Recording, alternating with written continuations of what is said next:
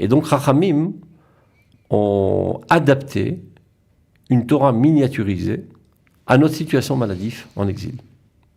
Et ils ont laissé la Torah authentique dans un coffre-fort, la Torah de la Kabbale, qui était totalement inadéquate à l'exil.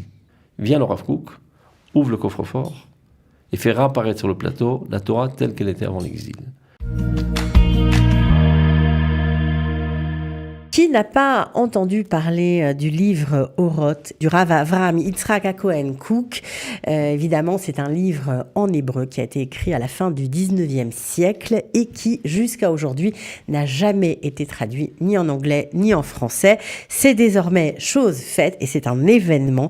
Il nous semblait tout à fait logique d'en parler aujourd'hui. Et pour ce faire, je reçois avec plaisir le Rav Yosef Ben Shoshan. Bonjour. Bonjour. Bienvenue.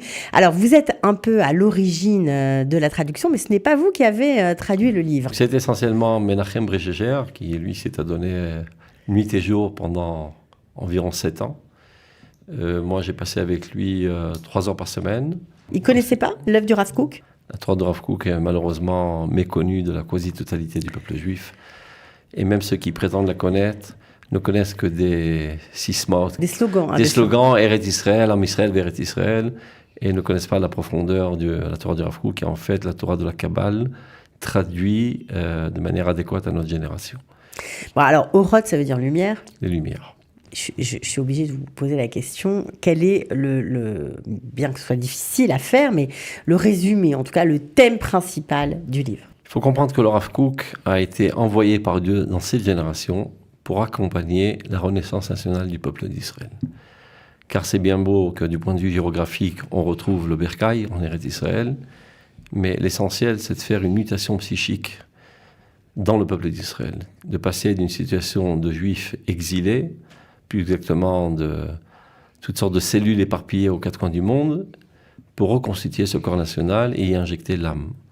Et bien lui, il a pris comme besoin d'injecter l'âme dans la renaissance nationale. On peut dire, grosso modo, c'est l'architecte de la renaissance nationale.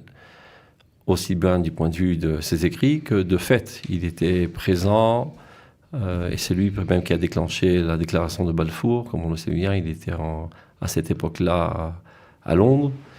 Et lorsqu'il y avait des lords juifs qui n'avaient pas tellement envie, eh ben, un des lords chrétiens, il a dit « Mais qui comprend mieux la Torah? Vous qui mangez avec nous des crevettes, ou bien le Rav Kook, le saint ?» Et il avait l'occasion de le connaître. Et c'est comme ça que le vote à la main levée a réussi et la majorité a opté pour la déclaration de Balfour. Donc c'était lui le générateur et l'accompagnateur de la renaissance nationale du peuple d'Israël, sachant que la renaissance du peuple d'Israël sur sa terre n'est pas un événement national, mais un événement universel. C'est de remettre en place le cœur de l'univers de l'humanité entière. Ça, c'est une question que beaucoup traitent, mais pas beaucoup de gens comprennent vraiment ce que ça veut dire. Eh ben, l'humanité entière est en crise, si on ne s'est pas rendu compte depuis quelques centaines d'années, et ça ne va pas pour le mieux, comme on dit, des guerres sanglantes, perte d'identité, la civilisation a perdu toutes ses valeurs, etc. Le Rav Kook propose une alternative de la civilisation de l'humanité entière dans ses écrits. Et on peut dire que le peuple juif est aussi... Ce n'est pas un livre de Torah classique qui donne des directives, quoi faire, quoi ne pas faire, quoi penser ou quoi ressentir à l'échelle individuelle, mais comment le peuple d'Israël, en tant qu'entité nationale, doit prendre sa responsabilité et gérer l'humanité comme il se doit et la mener à sa fin telle que Dieu l'a prévu. Bon, on n'y est pas là aujourd'hui. On est en bonne route, et tarte marche pas quand j'ai en bonne route, c'est nous qui avons inventé le Waze. On monte déjà la route à l'humanité du point de vue géographique et le peuple d'Israël revient de plus belle sur sa terre et va en grandissant dans tous les domaines d'activité. Et on peut dire qu'il est le centre d'intérêt de l'humanité entière, que ce soit des gens qui l'aiment bien ou qui le haïssent, mais quoi qu'il en soit, on est toujours au centre de l'actualité. Donc on est déjà sur le podium et tout le monde nous observe. Il ne nous reste qu'à dire ce qu'on doit dire. Et ça se trouve dans le livre d'Oroth. Alors, il parle beaucoup dans ce livre aussi de la notion d'exil, de la notion de profane. Qu'est-ce que ça veut dire aujourd'hui, le profane en Israël?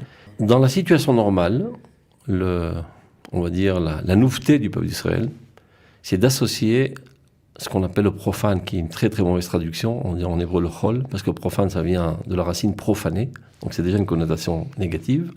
Nous, on veut dire par le profane la matérialité.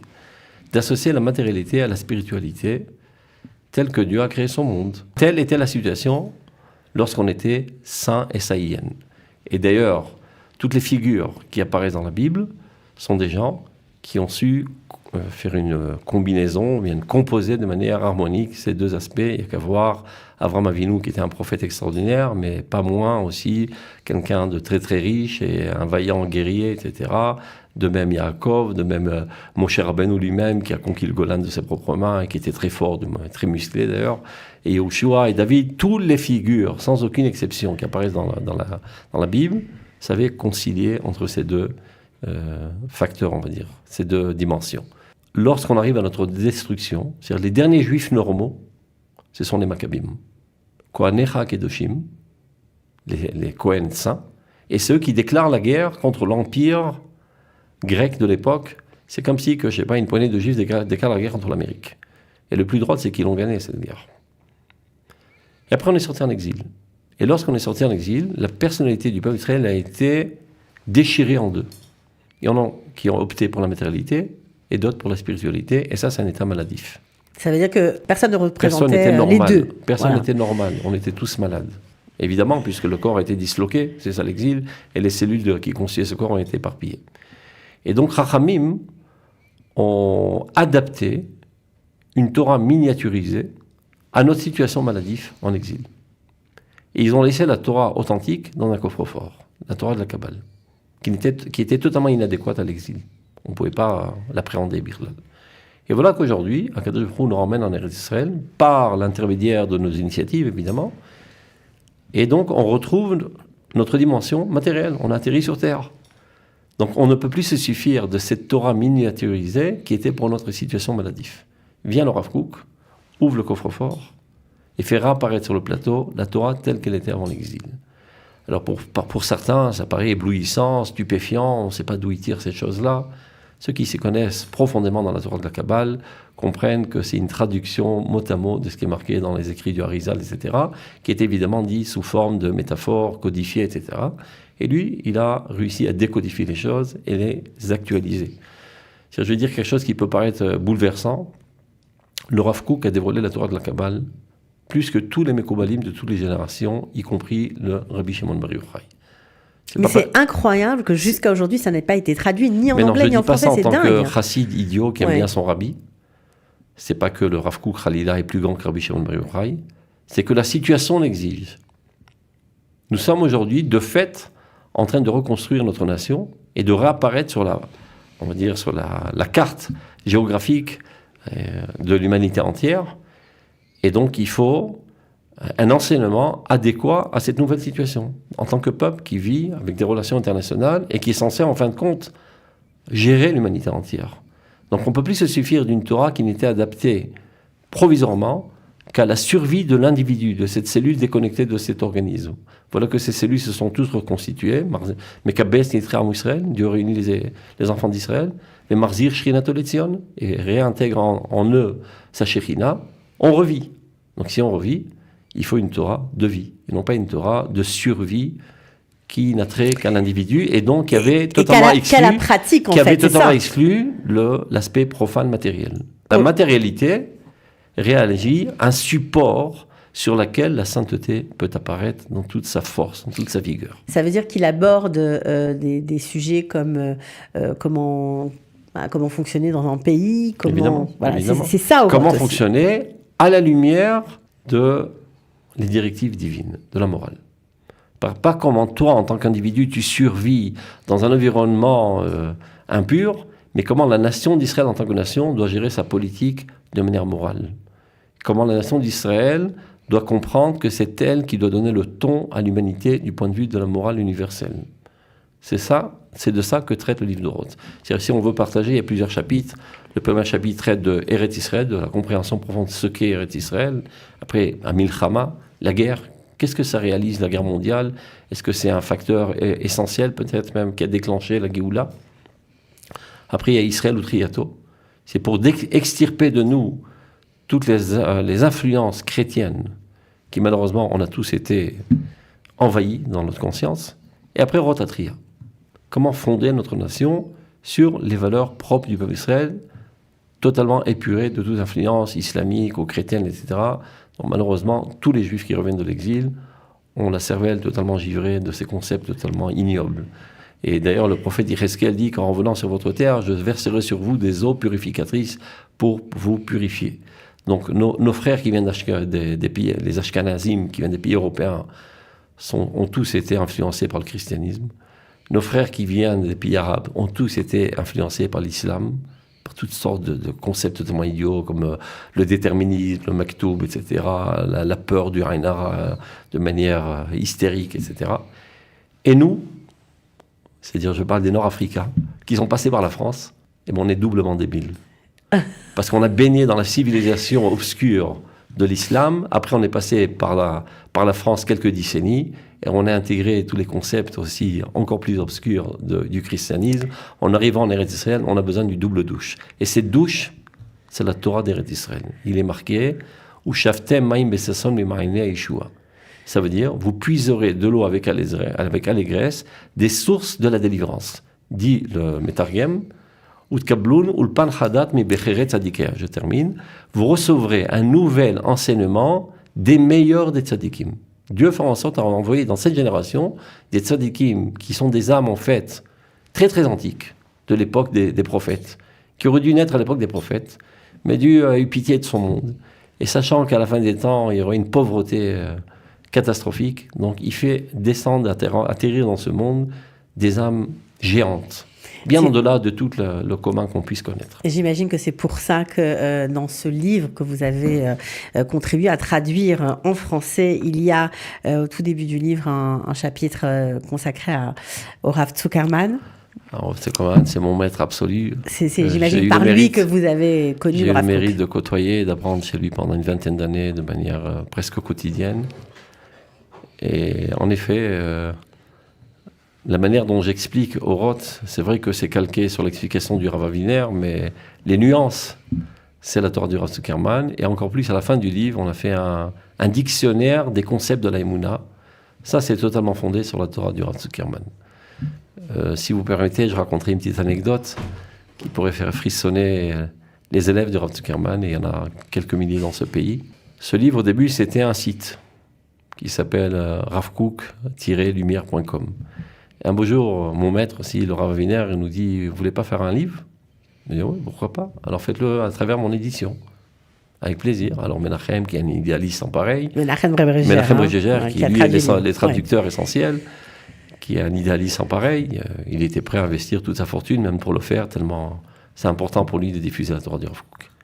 Et un beau jour, le Rav Aviner dit « Tu sais, je t'ai trouvé un donateur. » Ah, pardon, pourquoi pas, là. De qui s'agit-il ? Shalom Vach. Il dit Shalom Vach. Je lui dis, mais Shalom Vach, c'est le beau-frère de Rav Zuckerman. Il m'a dit oui, il m'a appelé au téléphone et il m'a dit qu'il va faire ça pour l'élévation de l'âme du Rav Zuckerman qui venait de mourir il y a 1 an. Déjà, ça m'a fait frissonner, parce que sachant que c'est sa Torah dans son livre, voilà, enfin, en fait, ça va être les Lou Nishmato. Et quelques mois plus tard, voilà que le livre apparaît en carton, en papier. Il sort, carrément. Et j'ai comme une impression très très profonde comme ça, que je sais pas pourquoi, que c'est le jour de la naissance de Rav Zuckerman, alors que jamais je m'étais intéressé à savoir sa date de naissance. Comme par hasard, je raconte le même jour où le livre est sorti, Shalom Vach devant le ministre de l'intégration. Donc vous rencontrez Shalom Vach. Voilà. Je lui dis, dis-moi quand il est né le Rav Zuckerman. Il me dit la date, alors j'ai failli m'évanouir. C'était la date de la sortie du livre. Donc le Rav Zuckerman est né le jour où le livre est sorti. Okay. Sur ça, on dit Tzadikim bemitatam nikraim chaim. Les Tzadikim, bien qu'ils ils paraissent être morts, en fait, ils sont encore vivants, ils agissent sur ce monde et ils dirigent ce monde. S'ils ne peuvent le faire à travers leur propre corps, et bien à travers leurs élèves, car comme on le sait, une partie de l'âme du Rav se trouve en symbiose totale avec l'âme de l'élève. Et par le canal de ses élèves, il continue d'influencer dans ce monde. Alors, ce livre n'est pas simplement une traduction, il y a aussi des commentaires du Rav Aviner pour ceux qui vont s'y plonger pour la première fois. Parce que même en hébreu, sachez que la quasi-totalité des Israéliens moyens, même plus que moyens, quand ils lisent, ils n'y comprennent rien. Oui, c'est compliqué. Évidemment. Sans la Torah orale que nous avons eu le mérite d'avoir directement du Rav Tsouda qui a enseigné à nos maîtres, le Rav Zuckerman, le Rav Aviner, etc., on n'aurait jamais rien compris. Donc, pour permettre à tout le monde d'y adhérer, et pas seulement ceux qui ont eu le mérite de côtoyer ces rabbins, le Rav Wiener a mis une explication par écrit depuis déjà une dizaine d'années. Donc, on est parti sur ça, parce que toujours le Rav Wiener, c'est celui qui explique de manière la plus claire les concepts les plus compliqués. Et c'est ça le génie. Il y a des génies qui expliquent des choses compliquées de manière compliquée. Et il y a des gens simples qui expliquent des choses simples de manière simple. Les génies, ce sont ceux qui sont capables d'expliquer les choses les plus compliquées, les plus profondes dans un langage le plus simple. C'est le Rav Wiener par excellence. Alors, est-ce que tout le monde peut acheter le livre, s'y plonger, même s'il n'a aucune notion? Aujourd'hui, tel que c'est présenté, sans aucune préparation préalable, Donc c'est un moyen pour les francophones qui ont toujours rêvé de ça pénétrer ouvre la Torah du Rav pensée. Kook. D'ailleurs, ça le mit l'eau à la bouche, comme on dit à Menachem. Il ne s'arrête pas là. Il est déjà à la course pour sortir encore 2 ou 3 livres. On avait déjà commencé le Mahamar d'or, l'article de la génération, qui est une analyse de la crise de Emouna de la génération, et en comprenant quelles en sont les causes. Donc il propose les remèdes. C'est un article très, très important. Et après, une autre partie du livre qui est à la fin, Oroth Israël, qui traite de l'essence même du peuple d'Israël. Et que Dieu le prête vie, parce que je lui ai dit, tu ne peux pas quitter ce monde sans traduire la Torah du Rav Kook. Donc, à l'allure à laquelle on va, ça a mis environ 7 ans pour faire cette traduction. Donc, que Dieu lui prête 1000 ans, qu'il puisse terminer son œuvre gigantesque. Bon, en tout cas, tout le monde peut s'y pencher. C'est vraiment une porte ouverte sur la pensée du Rav Kook, en grand, quoi. Okay. Et une fois que c'est traduit en français, ça peut maintenant être traduit en anglais, et ça peut être accessible à l'humanité entière. Et telle était la volonté du Rav Kook. Ce n'est pas un livre que pour les Juifs, mais essentiellement même pour l'humanité entière. Mm-hmm. Donc, vous pouvez l'acheter au magasin Dani Sfarim, là-bas, à Rehov Even Israël. On peut le trouver aussi sur votre site? Non, sur le site de Chava Books, du Rav Wiener, et le site de ce magasin qui s'appelle Dani Books. Ok. Donc, bon, ou bien chez Menachem directement. Chez Menachem Brebrégère. Bon, mais enfin, le plus simple, c'est forcément sur le site internet. Il y a tous les détails, il y a les prix, etc. Donc, ce que je propose, c'est que chaque francophone en Eretz Israël achète ce livre d'abord pour lui-même comprendre cette pensée extraordinaire, et qu'il envoie ça en cadeau à un de ses proches qui est encore coincé en exil, en espérant que cette lumière va l'éclairer et qu'il nous rejoigne en Terre Sainte. Voilà, alors donc vous l'aurez compris, si vous cherchez du sens, parce que parfois même ceux qui sont ici et qui galèrent un peu, perdent un peu le fil de leur pourquoi ils sont montés en Eretz Israël. Apparemment, la lecture de Oroth vous fera le plus grand bien, à tous d'ailleurs. Merci pour ce travail, vraiment cette porte ouverte sur la pensée du Rav Kook dont tout le monde parle, mais tout le monde ne connaît pas en profondeur, ça c'est clair. À très bientôt en tout cas, et j'espère vraiment que cet ouvrage rencontrera un grand succès auprès des francophones. Amen. À bientôt. Kol tov.